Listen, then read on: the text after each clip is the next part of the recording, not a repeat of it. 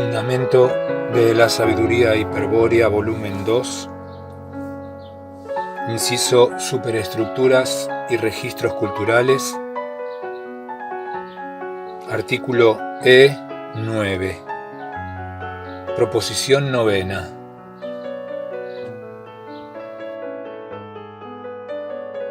La proposición novena enuncia la siguiente correspondencia. El contexto geométrico del modelo de superestructura es análogo al contexto axiológico de la superestructura real. En el artículo C se demostró que el contexto axiológico externo es análogo al contexto significativo interno, y en el precedente subartículo E8 vimos que el contexto significativo resulta así ser análogo al contexto geométrico. El contexto geométrico y el contexto axiológico son pues análogos y no vamos a insistir en ello. El objetivo del presente subartículo será aprovechar tal analogía para interpretar de manera integral a la superestructura real mediante el instrumento del modelo de superestructura. Para este fin emplearemos el cubo estructural de la figura 75, el cual representa un hecho cultural de la superestructura real. Siempre con referencia a dicha figura, analicemos cómo se constituye el hecho cultural. En principio existen en los sitios numerados 1 a 9 otros tantos entes designados. De acuerdo al postulado esencial, hay que suponer que tales entes consisten en esferas estratiformes semejantes a la que muestra la figura 46. Con el primer movimiento, el pasú percibe los designios y los esquematiza en la estructura cultural como conceptos habituales. Es la correspondencia noxiológica. Con el segundo movimiento expresa el significado de los conceptos habituales sobre los entes de referencia. Es la correspondencia axiológica. Como efecto de la expresión resultan afirmadas las matrices esenciales de los entes 1 a 9, de manera semejante al proceso representado en la figura 74. De acuerdo al postulado patencial, cada ente adquiere valor cultural y constituye un nudo de la superestructura. En cada sitio 1 a 9 hay entonces un objeto cultural y queda constituido un hecho cultural superestructurado. En principio, los 9 entes designados se encuentran distribuidos en el espacio físico, en la región B del macrocosmos. Al recibir el sentido, al ser afirmadas sus matrices esenciales, un aspecto de los entes emerge más allá del umbral de sentido.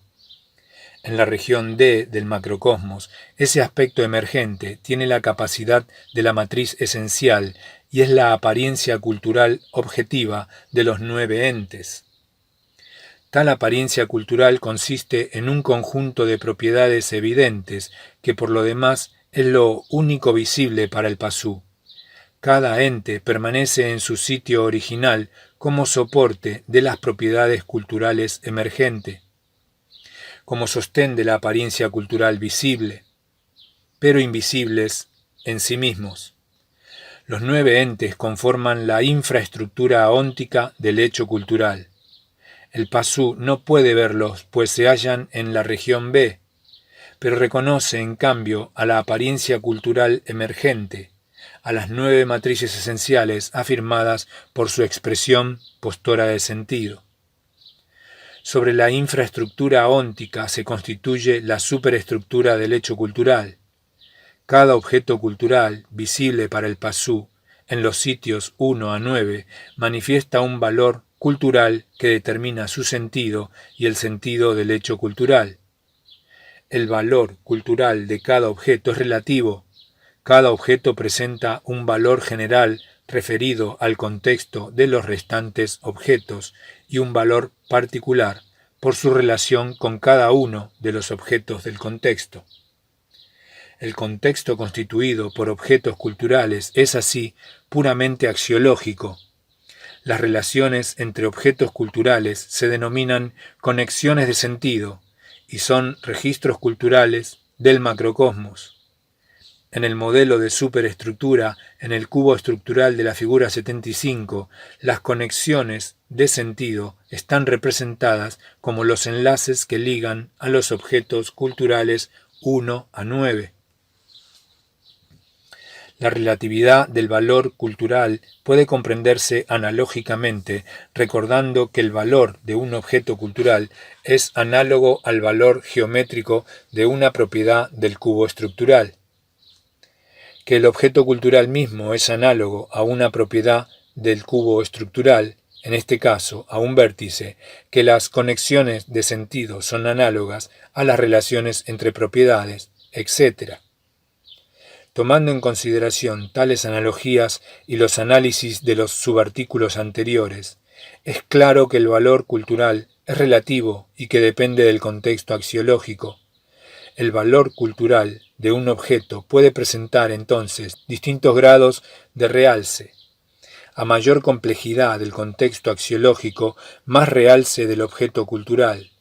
La complejidad del contexto axiológico, desde luego, depende cualitativa y cuantitativamente del conjunto de conexiones de sentido que ligan a un objeto cultural con los restantes. Para visualizar todo esto, vamos a referirnos a un ejemplo concreto. Supongamos que nos dirigimos a la biblioteca pública para buscar un ejemplar de Mi lucha. El hecho cultural, en este caso, está constituido por el espacio cultural de la biblioteca y la superestructura de objetos culturales y hombres que lo ocupa. Entramos en el salón y nos situamos frente a los estantes de libros. Allí, cada cosa que distinguimos es un objeto cultural al que hemos puesto sentido. Pero el sentido que posee cada objeto tiene un valor relativo, determinado formalmente por los restantes objetos del contexto. Cada objeto se define por sus propiedades, pero cada propiedad adquiere sentido por sus relaciones con todas las otras.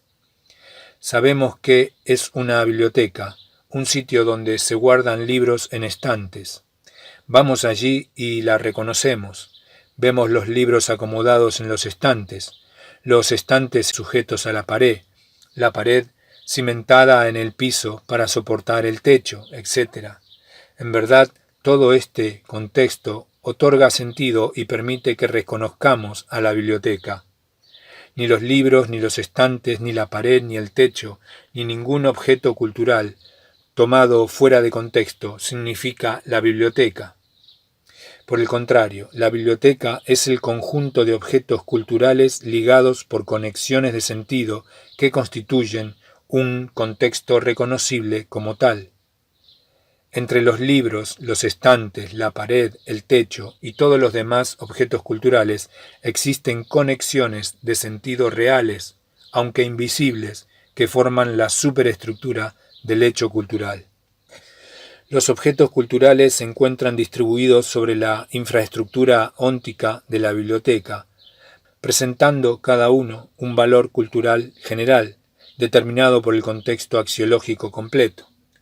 Por eso, cuando miramos hacia los estantes buscando el libro del Führer, todos los libros parecen iguales. Son libros, eso lo sabemos, pero ninguno aparenta valer más que otro, porque la integridad del contexto axiológico les confiere un valor general. De pronto, uno de los libros adquiere realce y su relieve se destaca por sobre los otros libros. Leemos el título en el lomo y comprobamos que es Mi lucha, el libro del Führer. Un instante antes todos los libros eran de igual valor. Un instante después uno de ellos consigue sobresalir y atraer nuestra atención. Paralelamente el resto de los libros y aún el contexto de la biblioteca han pasado a segundo plano, han perdido valor cultural frente a la relevancia del libro del Führer. ¿Qué ha ocurrido? Respuesta, que al reconocer el libro del Führer, confundido entre la generalidad de los otros libros del estante, hemos afirmado en él un valor particular que causó su instantáneo realce. Según vimos en E8, el paso del valor general al valor particular supone en todos los casos su realce. En este, como en cualquier otro caso semejante, es evidente la relatividad del valor cultural. La afirmación del libro buscado equivale a fortalecer su conexión de sentido con nosotros, o, contrariamente, a debilitar las conexiones de sentido que mantenía con el contexto axiológico de la biblioteca. El mayor brillo del libro buscado va acompañado del deslucimiento del contexto. Paseamos la vista por el salón de la biblioteca y volvemos a mirar al estante de los libros. El fenómeno se produce nuevamente. El libro del Führer emerge y se coloca en primer plano frente a nuestra vista. Nos vemos entonces tentados a dudar de la relatividad del valor cultural. Ahora que sabemos a dónde está, el libro buscado manifiesta un realce que abarca toda nuestra atención. Realmente, este libro parece valer más que los otros. Es decir, parece exhibir un valor cultural intrínseco que le permite descollar por encima de los otros libros. Naturalmente, un error semejante solo puede provenir del desconocimiento de que las conexiones de sentido determinan el valor de los objetos culturales. Pero tal error es frecuente porque las conexiones de sentido son invisibles. Sin embargo, la relatividad del valor cultural queda de inmediato en evidencia, no porque nuestro libro pierda en algún momento su valor particular, sino porque es fácil comprobar que para otros no posee absolutamente ningún valor. Tal como a nosotros nos parecieron sin valor los restantes libros del estante, a otros les parecerán sin valor esos libros, incluyendo a nuestro valioso ejemplar. Observemos, si no, lo que ocurre cuando entre y se sitúa junto a nosotros Samuel Simón. Lo vigilamos por el rabillo y vemos que también está buscando en nuestro mismo estante. De pronto se detiene con visibles muestras de satisfacción. Algo ha llamado su atención. Sin dudas es el realce de un libro. Sin dudas es el libro del Führer. Nos adelantamos para examinar qué libro ha tomado y comprobamos con sorpresa que se trata de Cómo ganar dinero en la bolsa de valores. Para Samuel Simón, el libro del Führer no significa nada, tiene el mismo valor que otros libros del estante. En cambio, para él ha resultado notable la presencia, entre otros, de Cómo ganar dinero, pues en ese libro ha afirmado un valor cultural superior.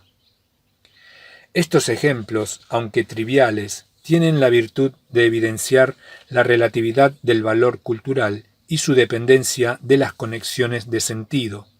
En los objetos culturales hay un valor general sostenido por la integridad del contexto axiológico, como en los libros de la biblioteca, cuyo valor general les permite ser libros y estar en el estante sin descollar unos sobre otros.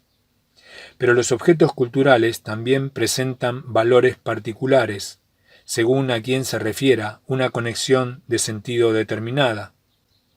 Ciertas conexiones de sentido especiales con Dios, con la patria, con el hogar, con la raza, etc., pueden conferir a un libro, por ejemplo al que nosotros buscábamos, un valor particular superior al de otros objetos culturales. Y este valor particular, según vimos, causa el efectivo realce del objeto cultural por sobre el valor general. Lógicamente, el ejemplo de la biblioteca puede ser cuestionado argumentando que las conexiones de sentido de los libros, las que se refieren a su contenido literario, no son reales, es decir, que se trata de la proyección de relaciones ideales. Para comprobar que tal argumento es falaz, solo basta con reemplazar a los libros por utensilios y a la biblioteca por una ferretería.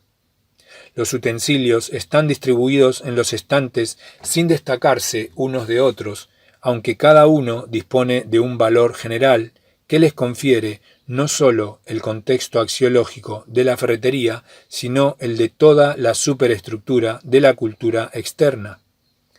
Si somos herreros y vamos a buscar, por ejemplo, un martillo de hierro, es seguro que el mismo emergerá por sobre las demás herramientas, no bien lo reconozcamos y afirmemos en él un valor particular. Si junto a nuestro martillo de hierro hay otro de madera, es posible que no reparemos en él, que no tenga valor para nosotros. Sin embargo, el carpintero que ha entrado a la ferretería detrás nuestro a buscar también un martillo, se dirige prestamente a tomar el martillo de madera, cuyo realce lo destaca por sobre las demás herramientas, incluido nuestro valioso martillo de hierro. Para el carpintero, el martillo de madera tiene un valor particular, un valor utilitario basado en su función de ajustar cuñas de madera. En cambio, el martillo de hierro, que no es útil para tal función, carece de valor utilitario y por lo tanto de sentido. El carpintero no lo ve siquiera porque para él no significa nada y entonces no le pone ningún sentido, no afirma en él ningún valor particular. En resumen, todos los martillos del estante, de distintas formas y materiales, son objetos culturales dotados del valor general de ser martillos, conferido por el contexto axiológico. Cada uno de ellos puede exhibir además un valor particular, determinado por algunas conexiones de sentido que formalizan su función. Por ejemplo, la relación del martillo de hierro con los clavos y del martillo de madera con las cuñas. Y estas conexiones de sentido que destacan un valor particular de cada martillo son relaciones entre cosas reales y no meras proyecciones imaginarias. La facultad de anamnesia de los iniciados hiperbóreos permite explorar los registros culturales. Ahora bien, los registros culturales son las conexiones de sentido entre objetos culturales y son quienes determinan el valor general actuando en el conjunto del contexto axiológico, o el valor particular al ser confirmadas algunas de ellas por separado. La comprensión del registro cultural exige, pues, ser encarada mediante un análisis detallado del valor cultural. Especialmente debemos comprender en qué principio se sustenta el valor general y en qué lo modifica el valor particular. El modelo de superestructura facilita las respuestas, según veremos en los siguientes subartículos, luego de los cuales pasaremos a describir las posibilidades de la facultad de anamnesia.